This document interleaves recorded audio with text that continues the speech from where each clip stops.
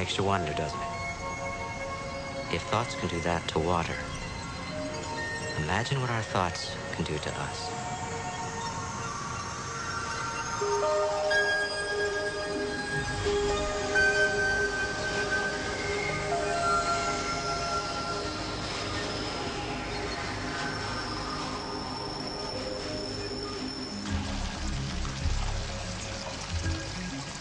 One of the most interesting experiments with random event generators occurred when it was really out of time.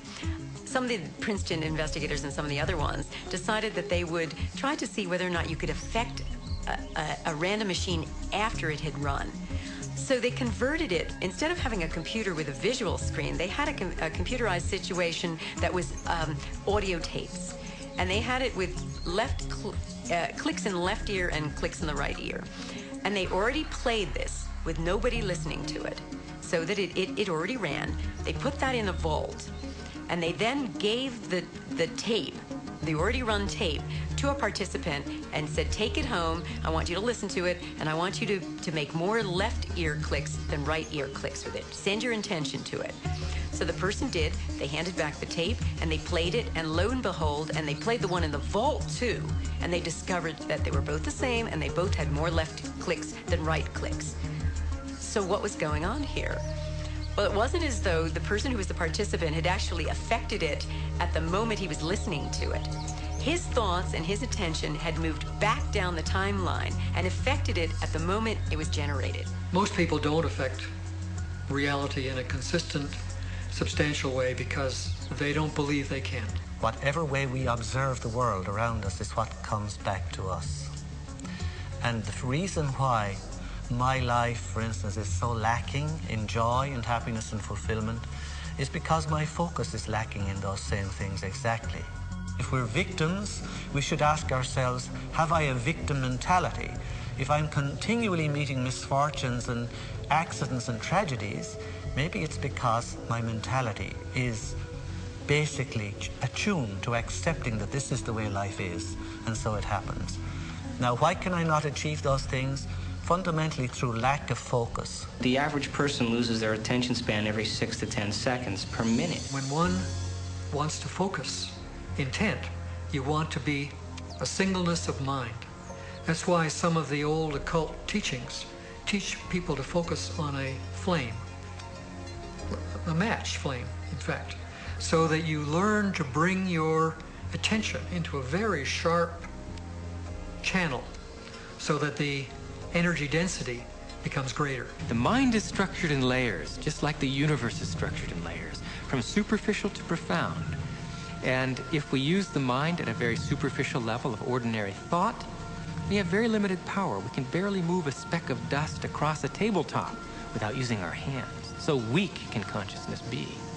But at the deepest level of consciousness, consciousness creates universes. But we always wonder, man, don't we? When we wish for all of those, to be able to heal with the touch and to raise the dead and to manifest a loaf of bread in our hand.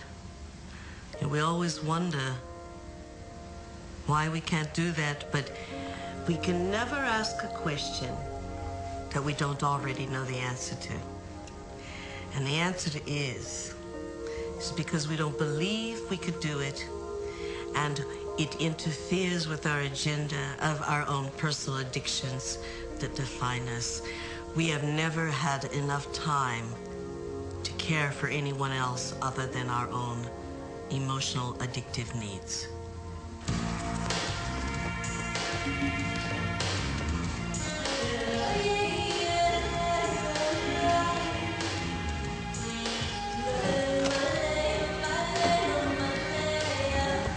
Hey, how about the shoot? So.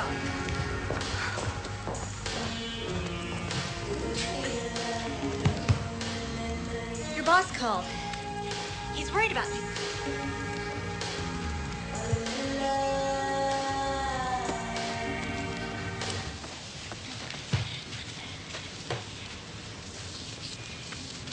Amanda, I want to thank you for letting me stay here. I know I'm a bit much sometimes and that it's been tough after Bob and all.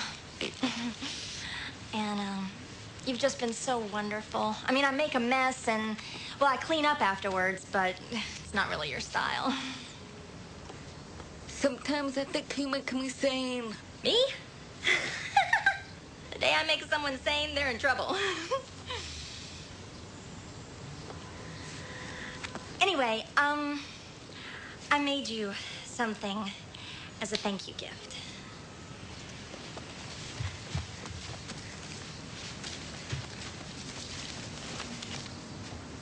Open it.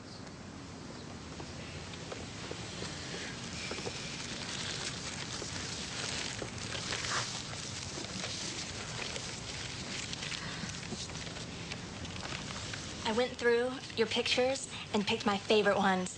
And it took me forever because there's so many good ones.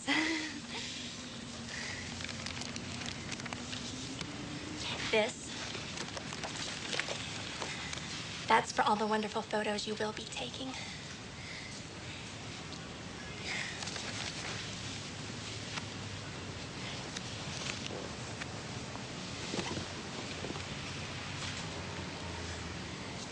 Oh. I've had a strange day.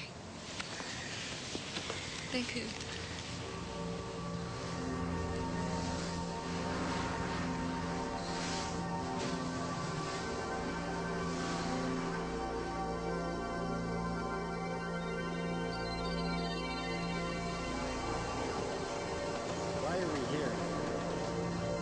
If thoughts can do that to water, imagine what our thoughts can do to us.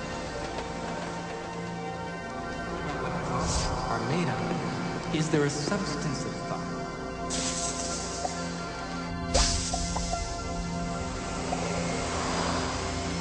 This is a dream that I'm dreaming. Just as in a dream, you dream different characters can emerge and come out to you and talk to you and meet you and so forth. It's possible to go to another level of dreaming where you can become each of the characters that you dream. Go backward and forward in time. Time is relative. It goes backwards in time. Forward in time. Time was not absolute. Information. Time reversal symmetry. Of course we can go backward and forward in time. Occurred Are when it all was realities in the quantum field existing simultaneously? The actual event experience. There literally are different worlds in which we live. There's the macroscopic world that we see. There's the world of our cells. There's the world of our atoms. The world of our nuclei. These are each totally different worlds. They have their own language. They have their own mathematics. They're not just smaller. Each is totally different. But they're complementary. Because I am my atoms, but I am also my cells. I'm also my macroscopic physiology. It's all true. They're just different levels of truth. The deepest level of truth uncovered by science and by philosophy is the fundamental truth of unity. At that deepest subnuclear level of our reality, you and I are literally one. This gradually led into some notions that there was an invisible connection between everything. Physicists give this a name. They call it entanglement.